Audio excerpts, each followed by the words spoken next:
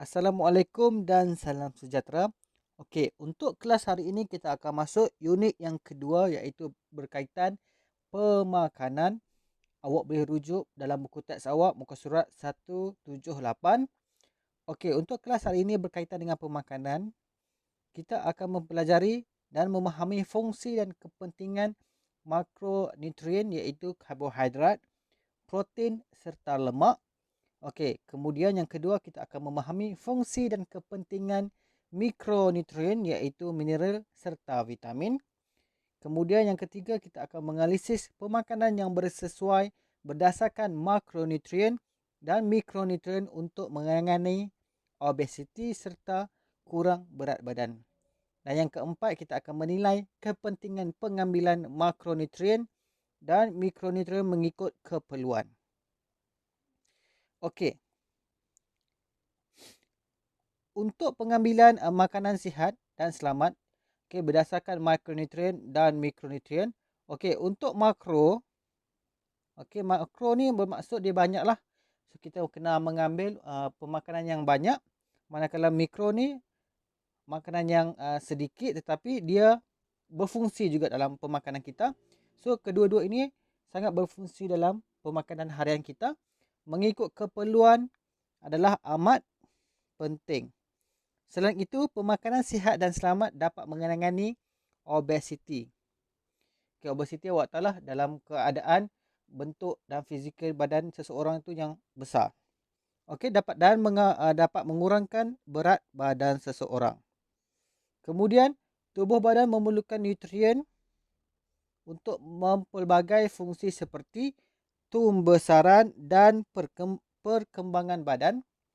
Yang kedua adalah keseimbangan sel dan tisu. Okay, pembekal tenaga untuk melakukan aktiviti fizikal. Iaitu aktiviti dalam seharian awak lah. Sama ada awak berjalan, awak tak kisahlah, awak menaiki basikal ke, ataupun awak mendaki bukit ke dan sebagainya lah. Apa-apa aktiviti yang berkaitan fizikal. Okey, seterusnya, nutrien yang seimbang serta lengkap melalui amalan pemakanan yang sihat dan selamat membantu membina tubuh badan yang sihat. Okey, nutrien terbahagi kepada dua jenis. Okey, iaitu makronutrien dan mikronutrien. Okey, makronutrien terdiri daripada karbohidrat, protein dan lemak. Okey, peranan utamanya adalah untuk membekalkan tenaga dalam kuantiti yang banyak. Macam saya kata tadi, makro maksudnya dia besar ataupun banyak lah. Okey, manakala mikronutrien pula, mikro adalah kecil. Okey, terdiri daripada mineral dan vitamin. Peranannya adalah untuk mengawal fungsi tubuh badan. Okey, seterusnya kita tengok dekat sini.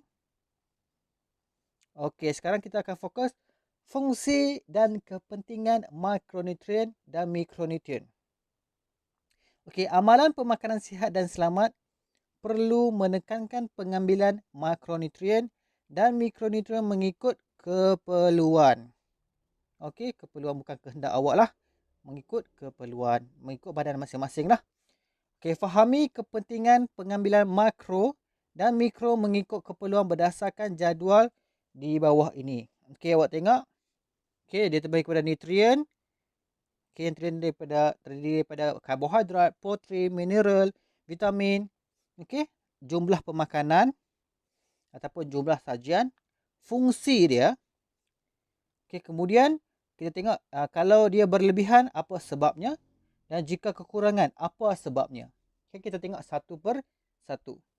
Okey, sekarang kita akan fokuskan karbohidrat. Okey, untuk karbohidrat jumlah sajian adalah 6 hingga 11.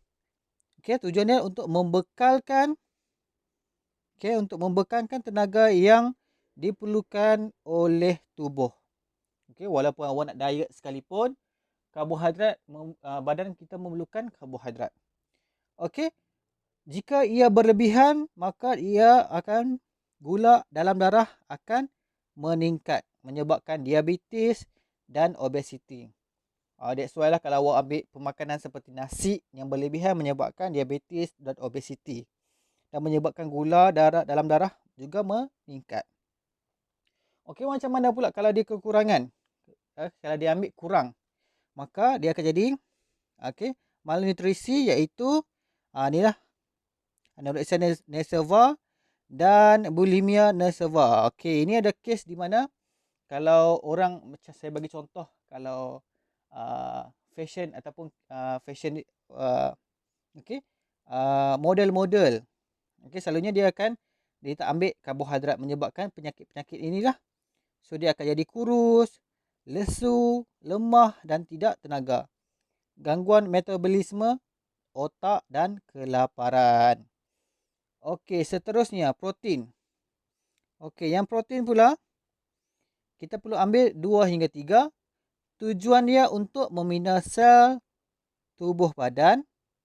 Okey, kalau kita ambil berlebihan, dia menyebabkan gangguan ginjal dan pengembangan dan beban kerja hati. Okey, dia beban kerja hati. Kemudian mudah sakit, gangguan metabolisme yang tubuh dan busung lapar. Okey. Kemudian kita tengok yang lemak pula. Okey. Kita perlu ambil dalam kadar yang sedikit. Okey, tujuan dia untuk membantu pembinaan tulang. Okey, kalau kita ambil berlebihan, apa sebabnya? Dia akan menyebabkan obesiti, menyebabkan kolesterol menjadi tinggi, penyempitan pembuluh darah, okey, dan menyebabkan sakit jantung. So awak kena elaklah. Okey. Okey. Kita kena elak secara berlebihan. Kalau ambil, dia boleh makan tapi kena kurangkan. Kurang kadar yang sedikit. Okey. Kalau kita ambil kurang pula, menyebabkan kekurangan vitamin yang larut dalam lemak, seperti A, D, E, K. Kemudian penurunan daya tahan tubuh dan kurang tenaga. Kemudian kita tengok yang mineral pula. Dan mineral dengan vitamin kategori micronutrition. Kita tengok yang mineral, kita perlu ambil 2 hingga 5. Okey, fungsi dia untuk meningkatkan sistem pertahanan badan. Kalau kita ambil berlebihan, dia menyebabkan gangguan kerja organ, cirit-birit, muntah-muntah dan thalassemia. Okey, kalau kita ambil kekurangan pula, kalau kita kurang mineral, maka kita akan menyebabkan gangguan metabolisme tubuh, kurang zat besi disebabkan penurunan konsentrasi dan IQ. Okey, mudah jatuh sakit, hilang nafsu makan dan cirit-birit. Okey. Seterusnya yang terakhir adalah vitamin. Okey, kita perlu ambil 2 hingga 3 sajian. Okey, fungsi dia untuk meningkatkan sistem pertahanan badan. Okey, kalau kita ambil secara berlebihan, maka vitamin yang tidak larut dalam air ataupun larut dalam lemak boleh membebani hati, berasa mual, muntah. Kelebihan vitamin A boleh mengakibatkan kekejangan. Okey, kalau kita ambil kurang pula, menyebabkan vitamin A gangguan pada mata dan vitamin C menyebabkan sawan. Okey, kelima-lima tadi, yang tadi daripada mikro dengan mikro. Okey, so kita kena ambil tak boleh berlebihan, kita tak boleh ambil kurang daripada tu. So kita kena ambil tengah-tengah, bergantung kepada keadaan ataupun berat badan awak sendiri. Okey, saya ulang sekali, kita tak boleh ambil lebih, kita tak boleh ambil kurang. So kita kalau kita ambil kurang, ada efek dia. Kalau kita ambil lebih pun ada efek dia. So kita kena ambil ikut kemampuan badan kita sendiri. Okey, seterusnya. Ini berkaitan dengan jadual pemakanan dalam sehari. Oh my diet lah. Tapi diet ini disediakan berdasarkan micronutrition dan mikronutrien untuk murid yang mengalami obesiti dan kurang berat badan. Okey. Okey, tujuan dia disediakan untuk murid yang mengalami obesiti dan kurang berat badan. So kedua-dua ni lah. So untuk yang obesiti boleh, dan orang yang kurang berat badan pun boleh mengamalkan time ataupun jadual pemakanan ini ataupun suggestion pemakanan ini. Okey. Dalam sehari awak kena ambil 5 kali pemakanan. Nanti awak kata, cikgu, Allah banyaknya cikgu. Okey. Tapi kena ikut kuantiti pemakanan. Kuantiti dengan kualiti. Kuantiti tu banyak mana kita ambil, kualiti tu apa yang kita makan. Okey, seterusnya kita tengok yang pertama, sarapan pagi, breakfast. Waktu bila kita kena ambil? Waktu bila kita kena ambil? Daripada 6.30 hingga 8.30. Bukan daripada 6.30 tu sampai 8.30 kita kena makan 2 jam tu. Bukan. Ini maksudnya kita boleh pilih antara 6.30 hingga 8.30 pagi. So, contohnya awak mai sekolah, awak akan singgah kantin, pukul 7 pagi, awak akan makanlah dekat kantin. So, ataupun awak makan dekat rumah dulu sebelum datang ke sekolah. Okey, suggestion ataupun dia bagi suggestion ke awak. Ada contohnya susu ataupun Milo. Tapi, better awak ambil susu lah. Okey, susu. Okey. Kemudian emping jagung. Emping jagung tu maksudnya cereal lah. Macam cornflake, okay, Coco Crunch dan sebagainya. Okey, sarapan pagi amat penting.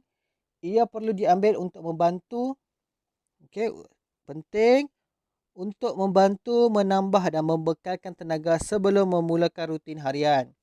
Okey, sebab itulah sebelum mai sekolah awak kena makan dulu breakfast supaya awak ada tenaga untuk belajar dalam seharian sampai pukul 2. Okey, murid perlu mengambil sarapan pagi bagi membantu proses pembelajaran di kelas. Sebab tu awak kena makanlah sebelum kelas bermula. Okey, ada yang murid tak makan waktu breakfast, that's why dia rasa mengantuk, dia rasa letih, dia mulalah nak tidur dalam kelas. Okey, tujuan dia untuk membantu proses pembelajaran di dalam kelas. Okey, yang kedua. Okey, yang kedua adalah minum pagi. Minum pagi waktu rehat awak dalam 10.30. Betul? So, awak rehat 10.30 tu adalah minum pagi. Itu kita tak panggil breakfast, kita panggil minum pagi. Antaranya daripada pukul 10 hingga 10.30 pagi. Tapi dekat soalan awak, ada yang rehat pukul 10, ada yang rehat pukul 10.30. Okey, selanjutnya kita akan ambil roti dan mentega. Okey, roti terdiri daripada karbohidrat. Okey, kemudian telur dadah. Okey, protein. Okey, soya pun. Okey, susu soya. Tapi kalau kat kantin awak, mungkin ada nasi lah kan. Okey. Minum pagi disarankan mengambil snack ringan. Pemilihan snack yang sihat terdiri daripada pemakanan yang rendah kalori tetapi tinggi kandungan nutrien. Okey. Okey, masuk kat sini snack tu bukanlah awak makan snack. Awak kena nampak snack dekat kedai-kedai tu. Ni maksudnya snack untuk snack ni untuk minum pagi. Okey, minum petang. Okey, snack tu dalam kuantiti yang sedikit tapi mempunyai kandungan nutrien yang tinggi. Okey, seterusnya adalah makanan ataupun makan tengah hari, lunch hour. Okey, di antara pukul 12 tengah hari hingga pukul 2. Okey, awak balik sekolah dalam 1.30 ataupun pukul 1. Lepas awak balik ke rumah, awak terus makan. Okey, selalunya awak akan ambil nasi. Okey, selalunya awak akan makan nasi lah daripada roti, betul. Okey, nasi tu ada ayam ataupun ikan, okey, ataupun tahu ataupun keju. Kemudian dalam pemakanan awak dalam nasi pun ada salad, kentang, sayur. Selalunya sayur lah. Kemudian ada juga buah-buahan tinggi kalori seperti pisang, mangga, kurma dan jambu batu. Okey. Makanan tengah hari membantu membekalkan tenaga kerana kita memerlukan tenaga yang banyak untuk melakukan aktiviti seharian. Okay, aktiviti seharian maksudnya tadi awak main sekolah daripada pagi sampailah sebelum awak tidur. Okay, kadang-kadang awak balik sekolah, awak makan, awak pergi rehat sekejap, lepas tu awak buatlah aktiviti-aktiviti awak, ada yang main bola dan sebagainya lah. Elakkan pengambilan makanan yang tinggi lemak, gula dan garam. Okey, so dalam pemakanan awak yang lunch tu, awak perlu elakkan daripada lemak lah. Lemak yang banyak, contohnya macam kuah yang berlebihan. Awak makan macam kuah nasi kandang tu, awak macam kuah banjir. Okey, kalau kuah sup tak apa. Tapi awak elakkan daripada makan kuah yang bermacam-macam kuah hingga kuah banjir. Okey, gula maksudnya minuman lah. Awak selalu makan teh ais, Milo ais yang manis-manis. Okey.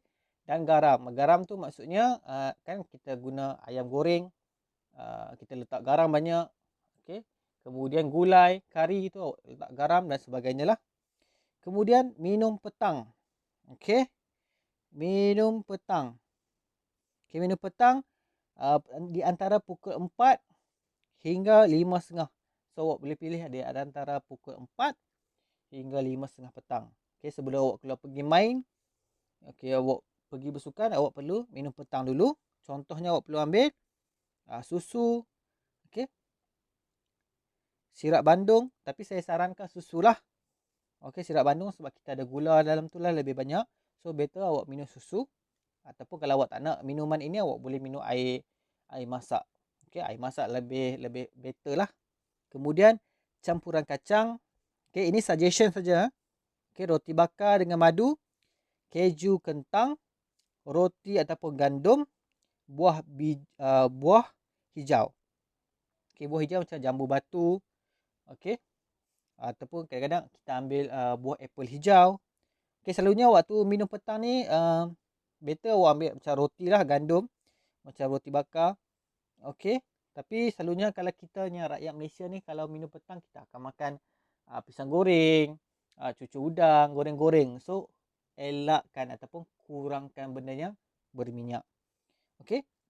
Amalkan pengambilan makanan yang rendah lemak dan elakkan minum kopi dan minuman tenaga, sebab dalam minuman tenaga dia ada banyak gula dan sebagainya lah.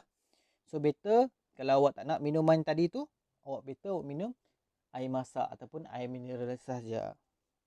Kemudian kita beralih kepada makan malam. Okey. Makan malam di antara pukul 6 petang hingga 8.30 malam. Tapi kalau kita dalam Islam, selalunya kita akan makan waktu maghrib lah, macam waktu berbuka puasa, sampailah 8.30 ke 9 malam lah. Selalunya kita akan makan nasi lah. Kalau untuk rakyat Malaysia ni selalu makan nasi. Okey, ataupun awak boleh ambil pasta. Okey, mi, bijirin. Tapi awak elakkanlah makan daripada mi kuning tu. Sebab mi kuning tu tak elok untuk kesihatan awak. So awak boleh pilih antara nasi ataupun pasta. Pasta tu ada spaghetti, makaroni dan sebagainya lah. Kemudian keju. Okey, dalam nasi awak ada ikan ataupun ayam. Okey, jelly ataupun aiskrim. Okey, buah-buahan tinggi kalori seperti pisang, mangga kurma dan jambu batu, serta dalam nasi awak pun ada sayur-sayuran. Okey, untuk makan malam perlu seimbang. Okey, mengandungi protein, karbohidrat kompleks dan lemak tidak tepu. Okey. Okey, seterusnya kita beralih kepada nadi ilmu. So kita dah tarah mikronutrien terdiri daripada karbohidrat, protein dan lemak. Peranan utamanya adalah untuk membekalkan tenaga dalam kuantiti yang banyak. Okey, sebab murid-murid dapat melakukan aktiviti fizikal harian dengan cergas. Okey. Manakala mikronutrien pula terdiri daripada mineral serta vitamin. Peranannya adalah untuk mengawal fungsi tubuh badan, dan badan kita memerlukan mikronutrien. Okey, mikronutrien dalam kadar yang sedikit.